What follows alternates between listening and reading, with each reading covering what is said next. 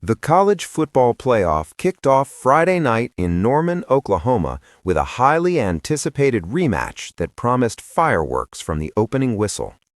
Alabama traveled to face Oklahoma in a number 8 versus number 9 showdown between SEC rivals who had already battled once this season. The victor would earn a trip to the Rose Bowl to face top-seeded, undefeated Indiana in the next round, making the stakes crystal clear for both programs. ESPN brought its A-team to cover the only playoff game scheduled for Friday. Chris Fowler handled play-by-play duties, while his fellow College Game Day host Kirk Herbstreit provided color commentary. Rowe and Laura Rutledge worked the sidelines, giving viewers complete coverage of everything happening on and off the field. The first meeting between these teams back in November told a dramatic story. Oklahoma secured a 23-21 victory in Tuscaloosa by capitalizing on 3 Alabama turnovers and executing crucial special teams plays.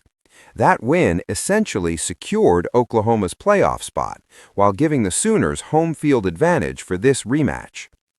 Coach Brent Venables' team knew exactly what they accomplished in that first game, and they had the added benefit of playing in front of their home crowd. The atmosphere in Norman was electric, with fans remembering how their team had already proven they could beat this Alabama squad. For Alabama, this represented redemption. The Crimson Tide had dominated opponents for decades, and losing to Oklahoma on their home turf stung deeply. Coach Kalen DeBoer was coaching his first college football playoff game with Alabama, adding another layer of significance to the evening. He needed to prove he could lead this program to the same heights Nick Saban had reached for years. The 8 o'clock Eastern kickoff on ABC ensured maximum viewership across the country. Playoff football brings intensity that regular season games simply cannot match. Every possession carries additional weight, every turnover potentially becomes season-ending, and every coaching decision faces immediate scrutiny from millions watching. Oklahoma's blueprint from the first game centered on forcing turnovers and winning special teams battles. Alabama's superior talent meant the Sooners couldn't win a straight-up slugfest. They needed chaos, they needed mistakes from the Crimson Tide, and they needed perfect execution in crucial moments. Alabama came in determined not to repeat those mistakes. They had film showing exactly where things went wrong in November. DeBoer spent weeks preparing his team to protect the football and eliminate the special teams breakdowns that cost them the first matchup. The rematch dynamic creates fascinating psychological elements. Oklahoma had confidence from already beating this opponent. Alabama carried the burden of revenge, mixed with pressure to prove the first loss was a fluke.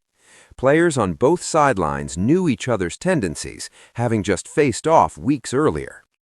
For neutral fans, this matchup offered everything college football promises. 2 proud programs, recent history between them, playoff implications, and contrasting styles that guaranteed compelling drama. The winner would advance with momentum.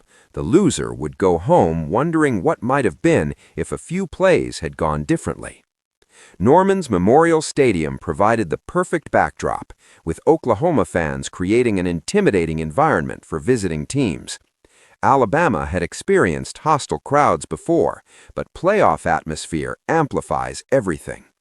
The stakes were simple yet profound.